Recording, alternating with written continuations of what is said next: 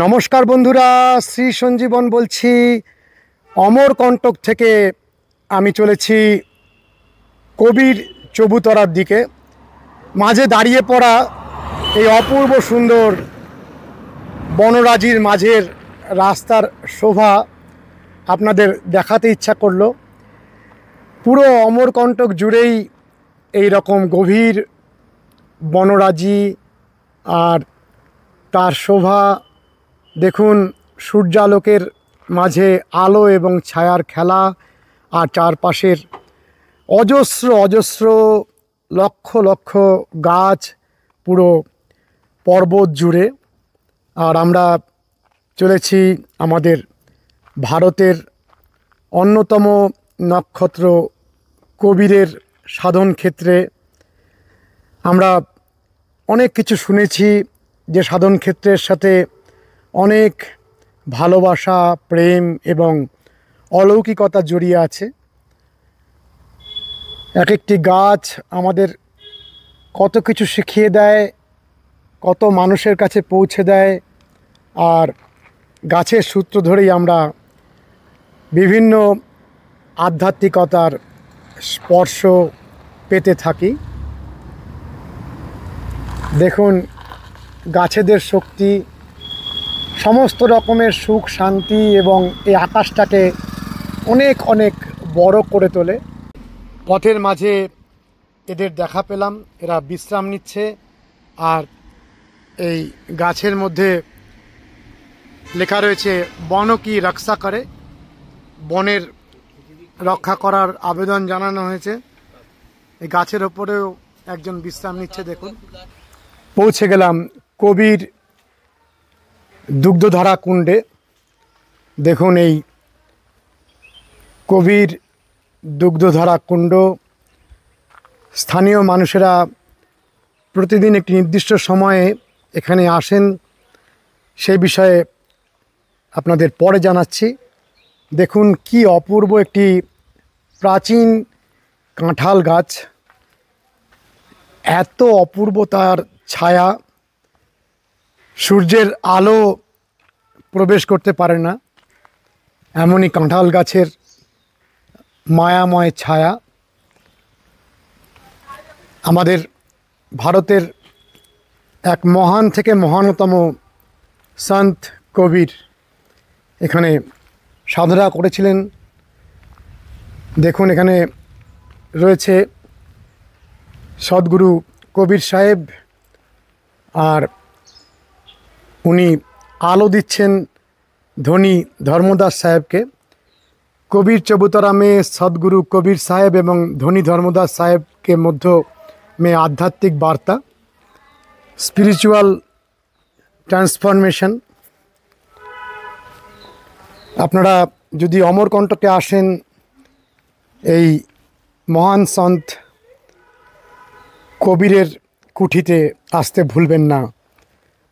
ভারতবর্ষের আজ কবিরের খুব প্রয়োজন। আমরা কবিরের কুঠিয়াতে প্রবেশ করব।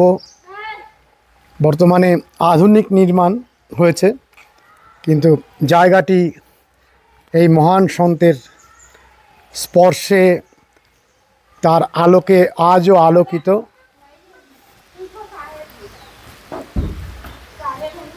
এই আমরা এগোচ্ছি। এই হলো কবির চবুতরা। গ্রামের মানুষেরা কিছু মানত করেছিলেন, তা পূর্ণ হয়েছে, তাই পুজো দিতে চলেছেন। কবির চবুতরার দিকে কবির বট সবই আপনাদের দেখাবো। এখানে মহন্ত মহতরু দাসজি সাহেব কবি চবুতরাতে একটা প্ল্যাকার্ড দেখছি, চলুন আমরা একটু দেখে নিই।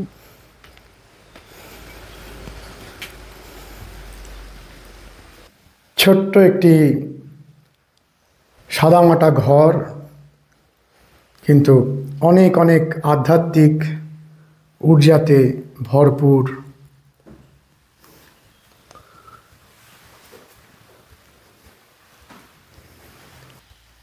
শ্রী সন্ত কবির সাহেবজির সুন্দর মূর্তি দর্শন করুন।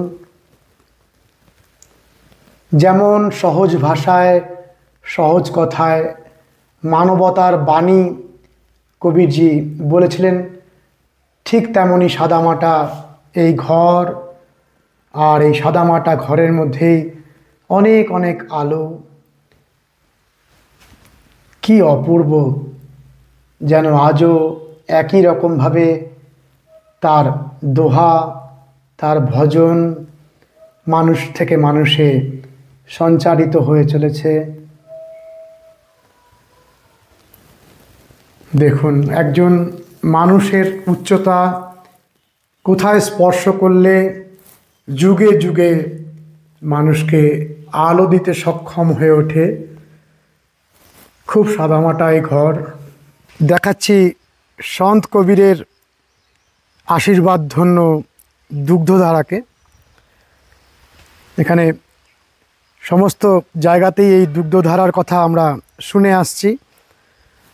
কি নির্মল পরিষ্কার জল, আর জলটির ওপরে জল পোকারা আলপনা এঁকে চলেছে। চলুন এই মহান কুণ্ডের আধ্যাত্মিক ঊর্জা আপনারা গ্রহণ করুন। মহারাজ, এই যে কবির দুগ্ধকুণ্ড, এটা এই অঞ্চলের মানুষরা নিয়মিত আসেন একটা সময় দেখতে, এবং দুগ্ধকুণ্ডই লেখা রয়েছে, কিন্তু এখানে তো আমরা জলটা দেখছি একেবারে নির্মল নীল জল। এখন আপনি এখানে দুধটা পাবেন না। দুধটা অ্যাকচুয়ালি সকাল 8:30 থেকে, আর বেলা 11টা অবধি আপনি পাবেন। পুরো এখানটা দেখবেন আস্তে আস্তে দুধের হয়ে পুরো সাদা হয়ে যায়। এইরকম নীল জল সাদা হয়ে যায়? নীল জলটাই কিন্তু পুরো দুধ সাদা হয়ে যায়। এবার আপনি দেখতে পাবেন যে দুধটা আস্তে আস্তে উঠছে, উঠে উঠে সাদা হয়ে একদম দুধ হয়ে যায়। এটা কি করে সম্ভব? এটা মা নর্মদা, বাবা কবির মহারাজের ওনার কৃপা।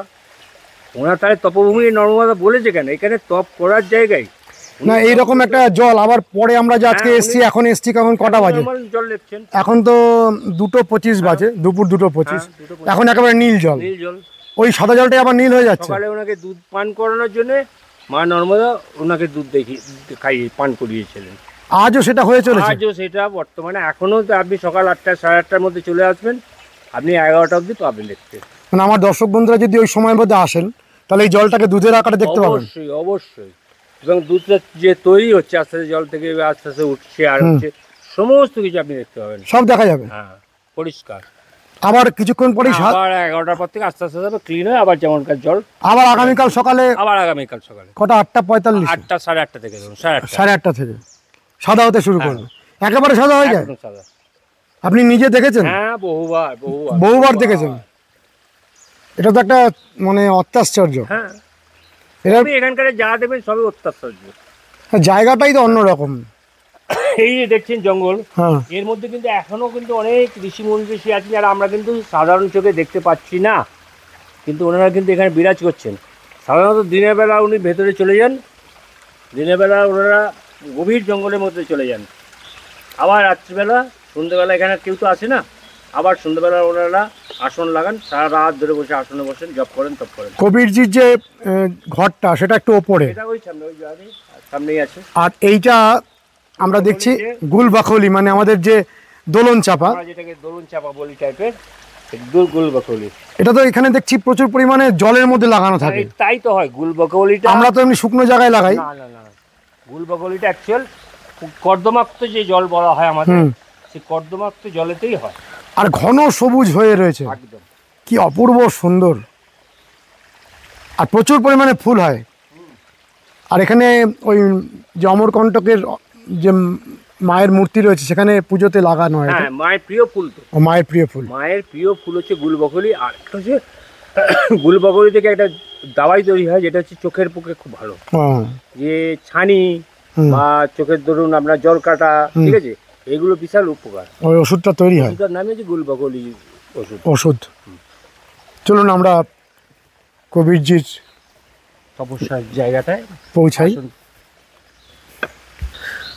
বন্ধুরা, কবির বট বৃক্ষ। এখান থেকেই দেখুন বট গাছটার রূপ। কবিরজির সময় থেকে বট গাছটা আজও দাঁড়িয়ে রয়েছে।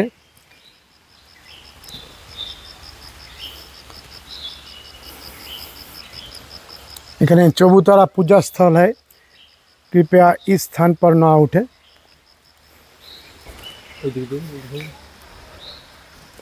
সুন্দর পরিষ্কার পরিচ্ছন্ন এবং অসম্ভব আধ্যাত্মিক ঊর্জা। আর এই গভীর বনরাজি, এটা তাহলে মৈকল পর্বতের মধ্যেই পড়ছে। হ্যাঁ একদম মেকালা পর্বতে, মেকালা পর্বত অমরকণ্টকের ভেতরে একদম। এই পুরো অরণ্যের পর অরণ্য, পাহাড় পর পাহাড় জুড়ে অরণ্য, এগুলো সব ওই বিভিন্ন রকমের গাছ রয়েছে।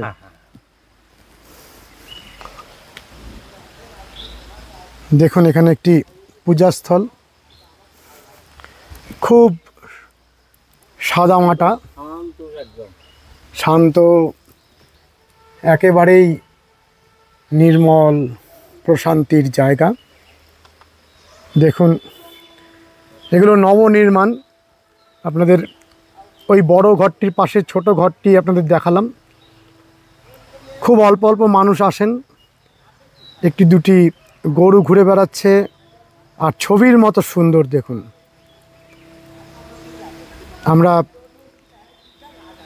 এই প্রকৃতির মধ্যে যেখানে এরকম আধ্যাত্মিক ঊর্জা থাকে, দেখুন কোনো আধুনিক গার্ডেনিং এখানে করা হয়নি, অথচ সম্পূর্ণরূপে একটি যেন ছবি হয়ে দাঁড়িয়ে রয়েছে। পিছনে পাহাড়ের উচ্চতার মাঝে আরও এক উচ্চতম মানুষ। চলুন আমরা আস্তে আস্তে এগোতে থাকি। আর এখানকার গাছগুলোর মধ্যে অসম্ভব প্রাণ শক্তি, যেন একটু আলাদা রকমের প্রাণ শক্তি। আমরা বিভিন্ন স্থানে গেছি এবং বিভিন্ন স্থানের গাছের মধ্যে প্রাণ শক্তির আমরা পার্থক্য দেখতে পাই। কি অপূর্ব রাস্তা দেখুন। আমরা কবির বটবৃক্ষের দিকে পৌঁছাচ্ছি।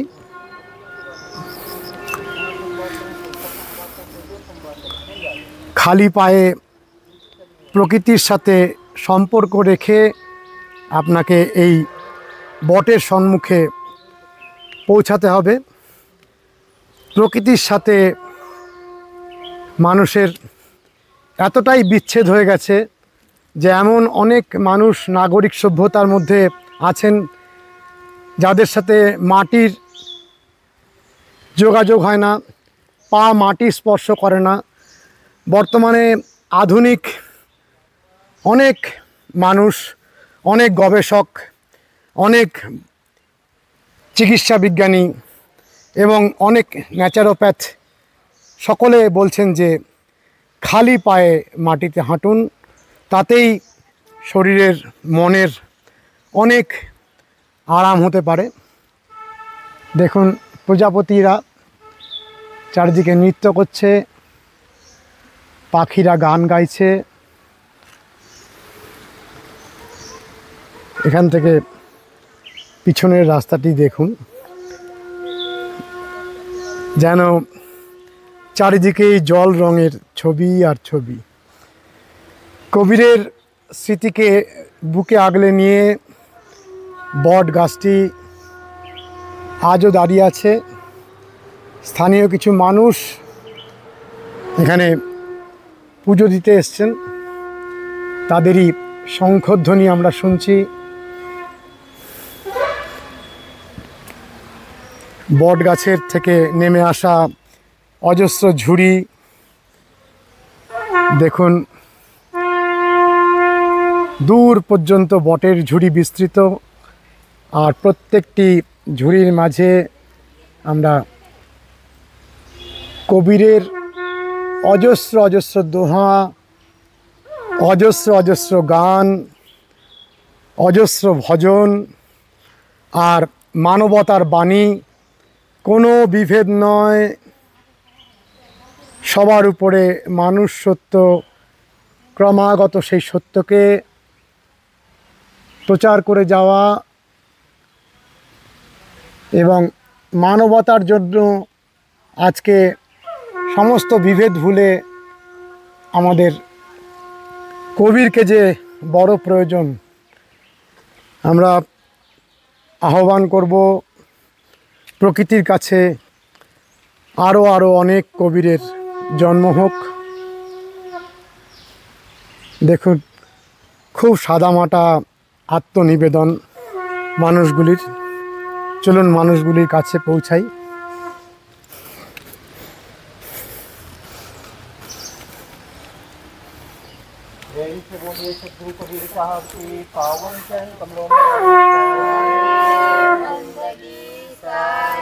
धनी धर्मदास साहब की पावन चरण कमलों में वचनवंश मुक्ता मणिनाम साहब की पावन चरण कमलों में श्री हजूर प्रकाश मुनिनाम साहब की पावन चरण कमलों में श्री हजूर उदित मुनिनाम साहब के पावन चरण कमलों में भक्ति में गुरु अमीन माता साहिबा की पावन चरण कमलों में चार गुरु वंश 42 के पावन चरण कमलों में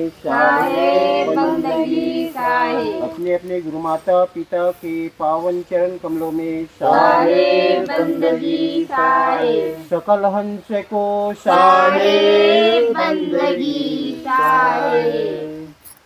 गुरुदेव तुम्हारे चरणों में दो फूल चढ़ाने आया हूँ। गुरुदेव तुम्हारे चरणों में दो फूल चढ़ाने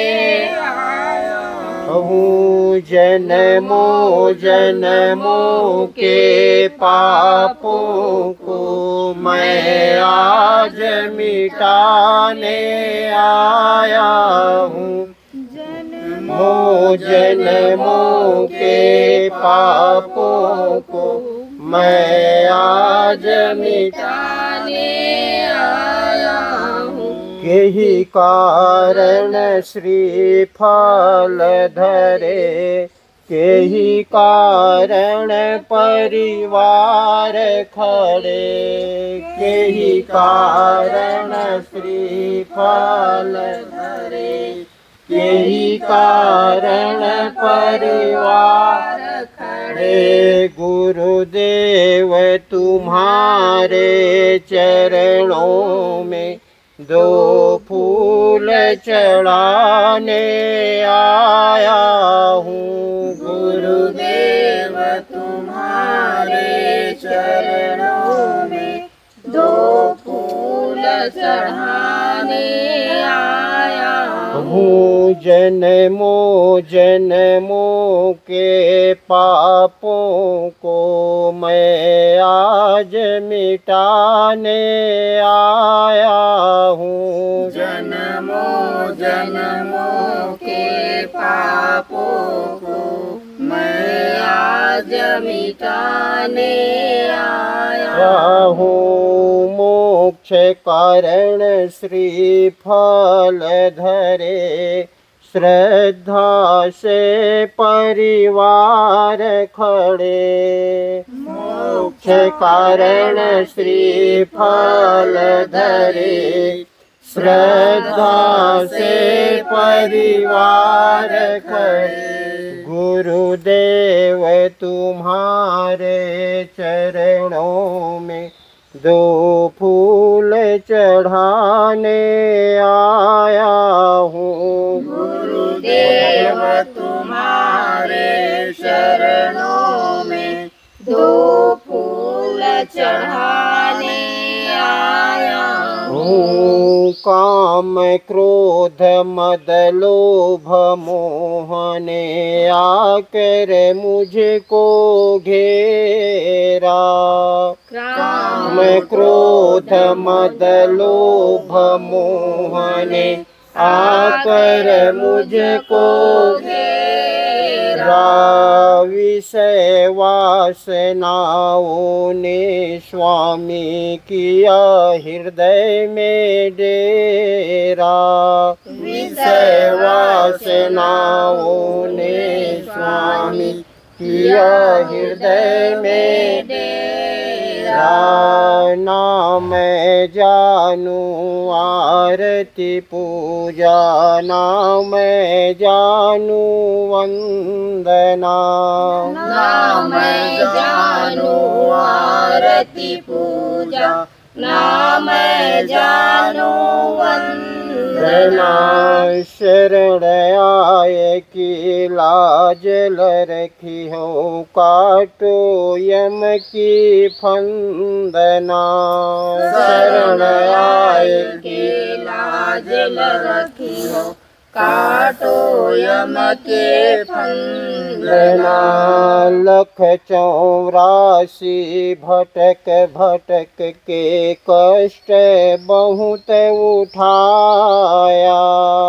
लख 84 भटक भटक के कष्ट बहुत उठाया। हार मान अब जग से स्वामी शरण तुम्हारे आया। हार मान अब जग से स्वामी शरण तुम्हारे आया। धर्म दास गुरु अर्जी करते हो, बार बार कर जोरी। धर्मदास गुरु अर्जी करता हूँ, बार बार कर जोरी। कर्म काट निश कर्म कियो है, यम सो फंदा छोरी। कर्म काट निश कर्म कियो है, यम सो फंदा छोरी। गुरुदेव तुम्हारे चरणों में दो फूल चढ़ाने आया हूँ। गुरुदेव तुम्हारे चरणों में दो फूल चढ़ाने आया हूँ। जन्मों जन्मों के पापों को मैं आज मिटाने आया हूँ। जन्मों जन्मों के पापों को मैं आज मिटाने आया हूँ। जन्मों जन्मों के पापों को मैं आज मिटाने आया हूँ। जन्मों जन्मों के पापों को मैं आज मिटाने आया हूँ। मैं आज मिटाने आया हूँ। मैं आज मिटाने आया हूँ। 3 बार मस्तक में करो ना और भेंट करो। जय श्री शक्ति मुक्ता जय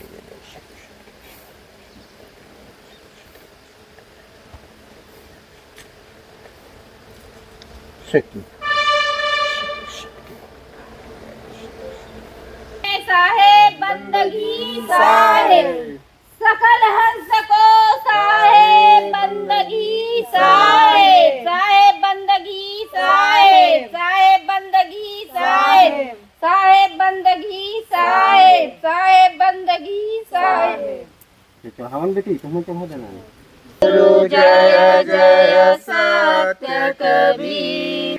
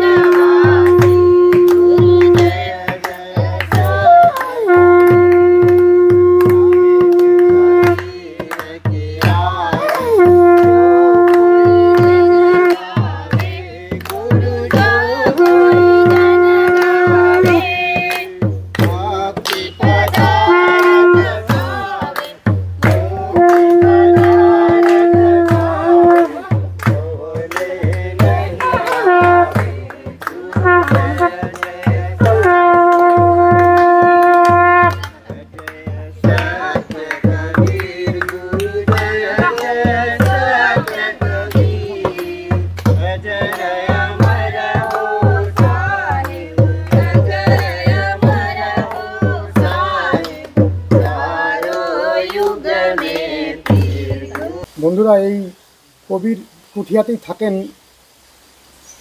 आपका नाम क्या है? मेरा नाम दया दास है, मैं यहाँ का पुजारी हूँ। पुजारी हैं। हाँ।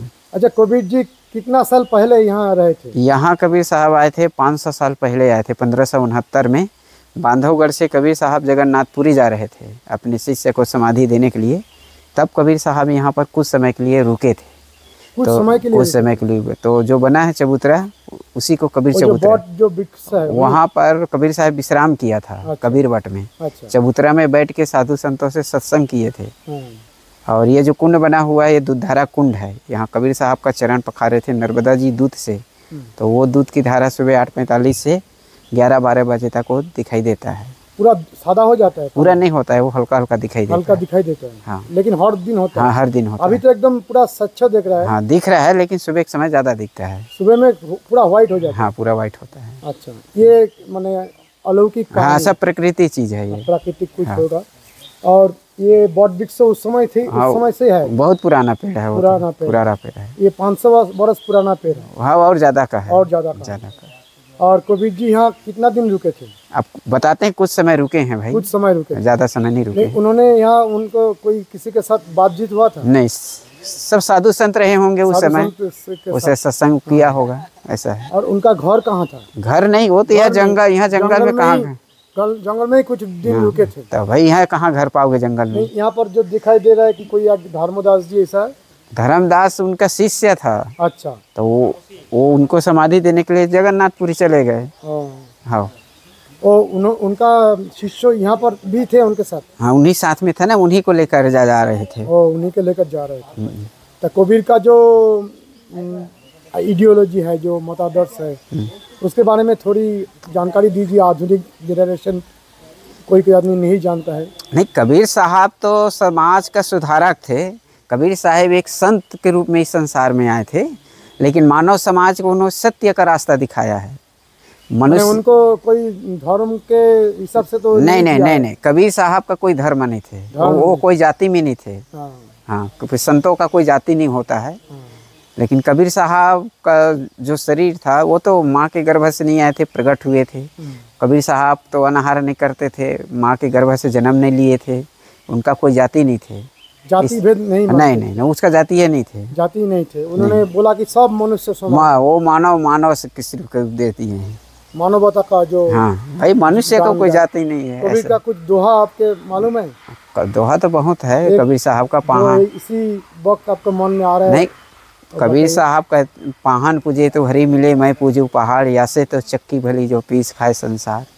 इसका मीनिंग भी बता दीजिए। इसका माने में है कि पत्थर का पूजा करने से भगवान नहीं मिलता है। अगर मिलता है तो मैं तो पहाड़ का पूजा करूँगा। कबीर साहब ने कहा है कि भगवान तो मनुष्य के दिल में रहता है, उसके हृदय में रहता है। जब अपना मन निर्मल करोगे, मन पवित्र करोगे, परमात्मा से प्रेम करोगे, तब परमात्मा मिलेगा। पत्थर का पूजा करने से नहीं मिलेगा। इस तरह से कबीर साहब ने बताया है। ऐसा बहुत बताया? हाँ, बहुत बोला ऐसा है।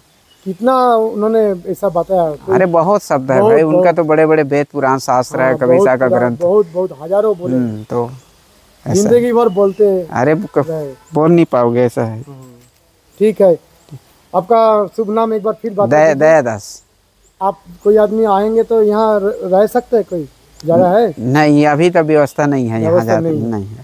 अमरकंटक में रुक के यहाँ आना? हाँ, दर्शन करने के लिए लोग आते हैं, वैसे आते हैं यहाँ। लेकिन यहाँ का वातावरण में एक अद्भुत शांति है। तो भाई ये पूरा अमरकंटक प्रकृति का स्थान है। यहाँ तो शांति रहेगा ही। बहुत शांति। यहाँ की बात नहीं है, हर जगह वैसी सुकून है, शांति है। बहुत बहुत धन्यवाद, प्रणाम। আমি একটু আগেও বললাম যে সন্ত কবিরের আজকে ভীষণ দরকার। আর যিনি সত্য কথা বলে গেছেন, সেই সত্য সন্ধানী মানুষ কিন্তু আজীবনই খুব হাতে গোনা থেকেছেন।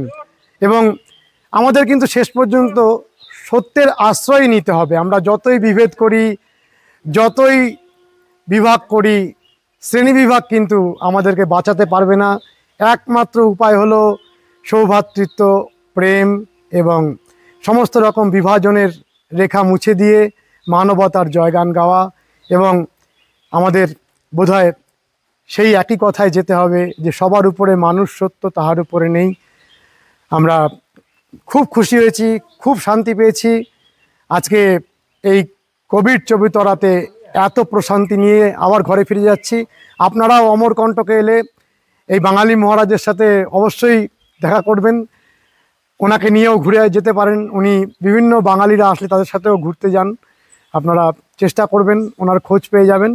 আর অবশ্যই যেখানেই যান না কেন এই কোভিড চবিতরাতে ঘুরে যাবেন। আর যদি সম্ভব হয় এখানে যে দুগ্ধ ধারাটি 8:45 থেকে 11টার মধ্যে জলটি সাদা হয়ে ওঠে, নিশ্চয়ই এর কোনো বৈজ্ঞানিক কারণ থাকতে পারে, কিন্তু আমরা একে প্রেমের দুগ্ধধারা হিসাবেই বা সাধনার শক্তির ধারা হিসাবেই দেখব।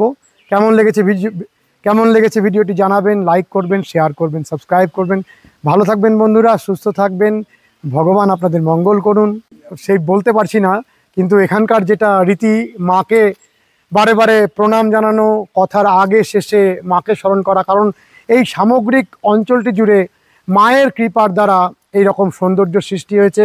নর্মদাকে সকলেই সেই রূপে দেখেছে, একজন কুমারী মা যে নিরন্তর বয়ে চলেছে এবং প্রকৃতির মধ্যে এত মিষ্টি সুবাস, এত প্রাণ ছড়িয়ে দিচ্ছে। আপনারা অনেক অনেক শুভেচ্ছা নেবেন। আর শেষে বলছি হর হর নর্মদে, নমস্তে।